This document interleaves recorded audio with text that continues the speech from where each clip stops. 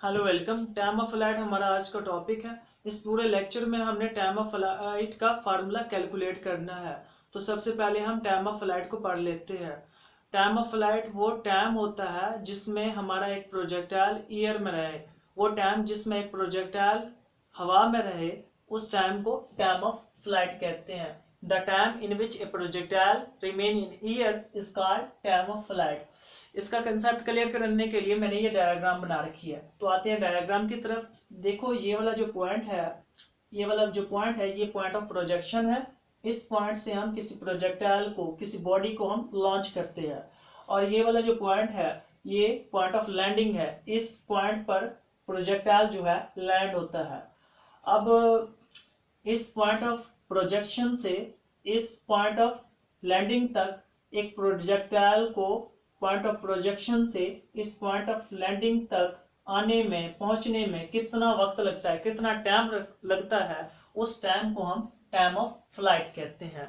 The time taken by the projectile from point of projection to point of landing. एक बार फिर से भाई, the time taken by the projectile to cover the vertical displacement from the point of projection to point of landing is called time of flight. Time of flight वो time होता है जो एक प्रोजेक्टाइल को पॉइंट ऑफ प्रोजेक्शन से launch होने के बाद पॉइंट ऑफ लैंडिंग पर तक पहुंचने के लिए लगे, उस टाइम को हम टाइम ऑफ फ्लाइट कहते हैं। यानी पॉइंट ऑफ प्रोजेक्शन से पॉइंट ऑफ लैंडिंग तक एक प्रोजेक्टाइल को पहुंचने के लिए कितना टाइम लगता है, तो उस टाइम का नाम टाइम ऑफ फ्लाइट है। अब ये टाइम हमने कैलकुलेट करना है। देखो भाई, ये पॉइंट ऑफ प्रोजेक्शन है। इस पॉइंट पर हमें प्रोजेक्टाइल को वर्टिकल कंपोनेंट ऑफ वेलोसिटी देना होती है। इस पॉइंट पर प्रोजेक्टाइल के पास वर्टिकल कंपोनेंट ऑफ वेलोसिटी होता है। इसके पास इनिशियल वर्टिकल वेलोसिटी जो होती है वो मैक्सिमम होती है। और पिछली वीडियो में हम ये कंप्लीटली पढ़ चुके हैं कि जो इनिशियल वर्टिकल वेलोसिटी होती है वो वी आई साइन थीटा के इक्वल होती है। इनिशियल वर्टिकल वेलोसिटी जो होती है वी आई साइन थीटा के इक्वल होती है, क्योंकि प्रोजेक्टाइल वर्टिकल डिस्प्लेसमेंट में जा रहा है, हाइट पर जा रहा है, वाई एक्सिस के अलोंग जा रहा है, तो वी आई साइन थीटा। अगर वो एक्स एक्सिस के अलोंग मूव कर रहा होता तो वी आई कॉस थीटा होता। लेकिन इस केस में क्योंकि वो अपवर्ड जा रहा है तो वी आई वाई जो है वी आई साइन थीटा लिखेंगे। अब प्रोजेक्टाइल इस पॉइंट पर जाकर ये स्टॉप हो जाता है, थोड़ा सा स्टॉप हो जाता है, ठीक है, फुल स्टॉप नहीं होता, थोड़ा सा स्टॉप। तो इस पॉइंट पर अप्रॉक्सीमेटली जो final vertical component of velocity है, यानी कि वी एफ, फाइनल वेलोसिटी जो है प्रोजेक्टाइल की, वो जीरो हो जाती है। और इस पॉइंट तक जो है, ये वाला पॉइंट तो लैंडिंग पॉइंट है ना, इस पॉइंट पर, ये लैंडिंग पॉइंट है, इस पॉइंट पर जो प्रोजेक्टाइल है वो लैंड हो जाता है। अब देखो इधर मैंने लिखा है कि no vertical displacement covered by the projectile. हालांकि प्रोजेक्टाइल प्रोजेक्शन से लेकर, पॉइंट ऑफ प्रोजेक्शन से लेकर पॉइंट ऑफ लैंडिंग तक ये वाला पाथ, ये वाला डिस्प्लेसमेंट हालांकि इसने कवर किया है। तो ये इधर वर्टिकल डिस्प्लेसमेंट फिर जीरो कैसे हो गया, तो इसको समझे भाई। देखें, पहले प्रोजेक्टाइल इतनी हाइट तक ऊपर गया, इतनी हाइट इसने अटेन की, और पॉइंट ऑफ प्रोजेक्शन पे इसने इतनी हाइट अटेन की, मैक्सिमम हाइट अटेन की, फिर ये वापस उसी लेवल पे आ गया। जितना ये हाइट पर गया उतना ये वापस आ गया नीचे। जिस हाइट पे गया फिर ये वापस उसी पॉइंट पे आ गया। यानी ये पोजीशन ए पर से बी तक गया था, तो ये फिर से बी से ए पर आ गया। जितना इसने हाइट अटेन की उतना फिर ये वापस अपने पहले वाली पॉइंट पे आ गया। सो vertical component of vertical displacement covered by the projectile is zero.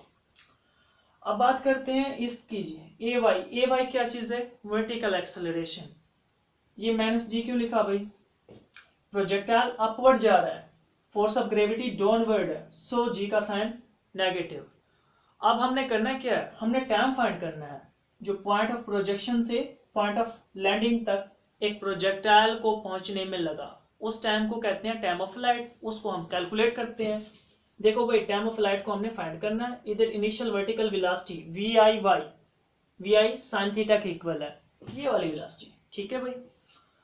Final velocity projectile की हाइट पर जाकर जीरो हो जाती है, इस पॉइंट पर जाकर फाइनल वेलोसिटी जीरो हो जाती है। एक्सेलरेशन, वर्टिकल कंपोनेंट का एक्सेलरेशन भाई माइनस जी। मैंने बताया क्यों माइनस जी, प्रोजेक्टाइल अपवर्ड जा रहा है, फोर्स ऑफ ग्रेविटी डाउनवर्ड है, सो जी का sine negative. Displacement covered by the projectile is equal to zero, क्योंकि जितनी हाइट अटेन करता है फिर उसी हाइट से वापस अपने पहले वाले पॉइंट पे आ जाता है। सो वर्टिकल कंपोनेंट का जो डिस्प्लेसमेंट है, प्रोजेक्टाइल का डिस्प्लेसमेंट है, वो जीरो है। अब हम क्या करते हैं, हम सेकेंड इक्वेशन ऑफ मोशन को अप्लाई कर देते हैं, और ये है second equation of motion, s is equal to V I by T plus half A T का स्क्वायर। अब देखो भाई, ये वाला हमारा वर्टिकल डिस्प्लेसमेंट है जो कि जीरो है, इसकी जगह हम जीरो लिख देते हैं। ये V I by initial vertical velocity of the projectile, initial vertical velocity of the projectile जो पॉइंट ऑफ प्रोजेक्शन पे होती है, V I sine theta, V I sine theta, इसकी जगह वी आई साइन थीटा, इसकी जगह हम वी आई साइन थीटा लिख देते हैं। टाइम की वैल्यू हमारे पास है नहीं, उसको तो फाइंड करना है भाई। आप देखो ये 1/2 ए वाई क्या है भाई, एक्सेलरेशन, एक्सेलरेशन की वैल्यू क्या है माइनस जी, तो माइनस जी की जगह इस ए वाई की जगह माइनस जी हम लिख देते हैं। जब माइनस जी लिखेंगे तो ये वाली वैल्यू माइनस की हो जाएगी, सो इस जगह पर हम माइनस हाफ जी टी का स्क्वायर लिख देते हैं।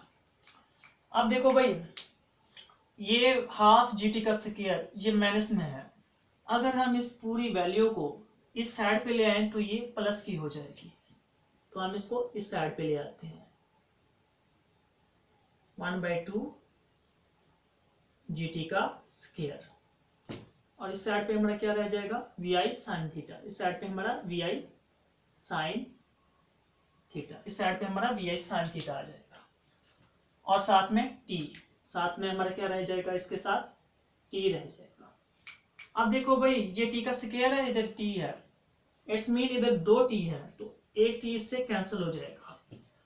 अब देखो इस साइड पे हमारा क्या बचता है भाई, 1/2 जी, ये 2 इधर डिवाइड हो रहा है, इस साइड पे आकर मल्टीप्लाई हो जाएगा, इस साइड पर ये वी आई साइन थीटा के साथ मल्टीप्लाई हो जाएगा, और ये देखो जी, जी इधर मल्टीप्लाई हो रहा है, इस साइड पर आकर डिवाइड हो जाएगा, तो हमारे पास, और टी एक कैंसिल हो गया था, एक टी इधर से बचा, तो हमारे पास एक टी इधर से बच गया, तो हमारे पास फार्मूला बना T is equal to 2vi sin theta by g, तो that is a time of flight.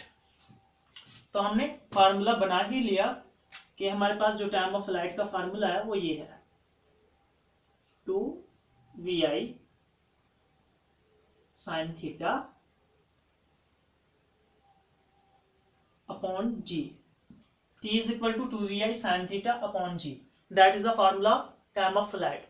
तो एक बार फिर से भी, वो टाइम जो एक प्रोजेक्टाइल को पॉइंट ऑफ प्रोजेक्शन से पॉइंट ऑफ लैंडिंग तक पहुंचने में लगा, उस टाइम को टाइम ऑफ फ्लाइट कहते हैं, that is the formula of time of flight. I hope कि आपको समझ आ गया होगा। See you my next video, bye.